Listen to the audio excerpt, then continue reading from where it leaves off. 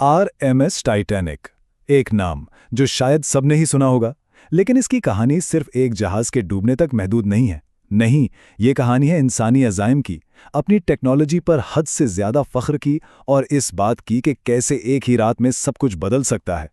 तो आइए इस दास्तान की गहराइयों में उतरते हैं। और सब कुछ शुरू होता है सिर्फ एक लफ्ज़ से, नाकाबिले गर्क, यानी अनसिंकेबल। यही दावा था टाइटैनिक के बारे में।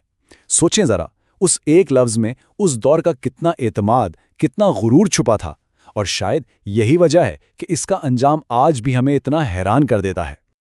तो आइए पहले उस ख्वाब की बात करते हैं। देखें, ये सिर्फ एक जहाज़ नहीं था, ये 20वीं सदी की शुरुआत में इंजीनियरिंग का एक शाहकार था, एक तैरता हुआ महल जो एक नए और रोशन मुस्तकबिल की उम्मीद दिलाता था। तो RMS टाइटैनिक था क्या?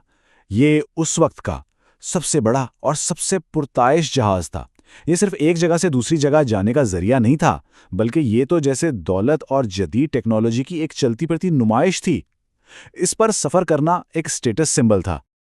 और अपने इस पहले और आखिरी सफ़र पर टाइटैनिक पर सवार थे 2200 से भी ज़्यादा लोग, मुसाफिर और अमला मिलाकर। मतलब एक छोटा सा शहर ही समझ लें। और इस शहर में हर तबके के लोग थे जो अपनी अपनी उम्मीदें और ख्वाब लेकर एक नई दुनिया की तरफ जा रहे थे। 10 अप्रैल 1912 जब टाइटैनिक ने इंग्लैंड से न्यूयॉर्क के लिए अपना सफ़र शुरू किया तो हर तरफ जश्न का समा था। किसी के वहमो गुमान में भी नहीं था कि ये शानदार सफ़र तारीख के सबसे बड़े बहरी हादसे पर ख़त्म होने वाला है। लेकिन सिर्फ 4 दिन बाद, सिर्फ 4 दिन में ही सब कुछ बदल गया। वो ख्वाब जो इतनी शान से शुरू हुआ था, वो शुमाली बहरे ओकियानूस की मुंजमद हकीकत से टकराने वाला था। इसके बाद जो हुआ वो नाकाबिले यकीन तेजी से हुआ। 14 अप्रैल की रात जो नामुमकिन समझा जाता था वो हो गया, और 15 अप्रैल की सुबह होने तक वो अजीम जहाज समंदर की तह में जा चुका था। सोचें, सिर्फ चंद घंटों में वो नाकाबिले गर्क जहाज हमेशा के लिए गायब हो गया। तो हुआ क्या था? असल में आइसबर्ग से टकराने की वजह से जहाज के एक हिस्से में कई जगह शिगाफ पड़ गए। अब देखें, इसका नाकाबिले गर्क डिज़ाइन वाटर टाइट कंपार्टमेंट्स पर मबनी था, लेकिन ये नुकसान इतना बड़ा था कि पानी एक साथ कई कंपार्टमेंट्स में भरना शुरू हो गया और फिर जहाज को बचाना नामुमकिन हो गया। तसादुम के बाद जो अफरा तफरी मची वो सिर्फ एक कुदरती हादसा नहीं था, बल्कि उसमें इंसानी गलतियों का भी बड़ा अमल दखल था। और यहीं से शुरू हुई बका की एक मायूस कुन जिद्दोजहद। और ये इस अलमिये की सबसे कड़वी सच्चाई है। जहाज पर जितने लोग थे उन सब के लिए लाइफ बोट्स थी ही नहीं। मतलब ये कि शुरू से ही सबके लिए गुंजाइश नहीं रखी गई थी। इसका सीधा मतलब ये था कि अगर जहाज डूबा तो बहुत से लोगों के पास बचने का कोई रास्ता ही नहीं था। और नतीजा था 1500 से ज़्यादा जानों का ज़िया।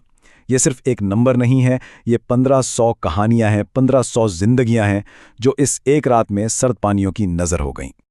फिर 15 अप्रैल की सुबह टाइटैनिक आखिरकार दबाव बर्दाश्त न कर सका। वो अजीम जहाज 2 टुकड़ों में टूटा और समंदर की गहराइयों में समा गया। वो जहाज जिसे कभी नाकाबिले गर्क कहा जाता था, अपनी तमाम तर शान और शौकत के साथ हमेशा के लिए नजरों से ओझल हो गया। लेकिन टाइटैनिक की कहानी उसके डूबने पर खत्म नहीं होती। हकीकत तो ये है कि उसके असरात बहुत गहरे और दूर तक जाने वाले थे।